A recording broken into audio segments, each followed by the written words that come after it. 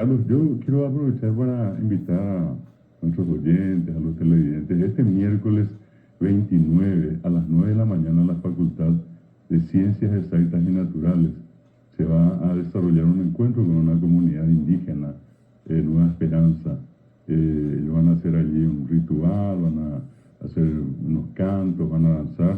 Eso está organizado por la dirección de la carrera de formación docente del profesor Carlos González, y allí los profesores del área de Cultura Nacional, el profesor Lucas Martínez, al profesor Francisco Acevedo, Edgar Galeano, también estoy yo allí, y vamos a hacer un encuentro abierto a toda la gente, y incluso si algunos pueden, para colaborar con los hermanos indígenas, acercar alimentos no perecederos, ropa, en fin, lo que por allí sea posible. Un lindo encuentro este miércoles 29 a las 9 en la FACEN, Facultad de Ciencias Exactas y Naturales. Correcto, correcto.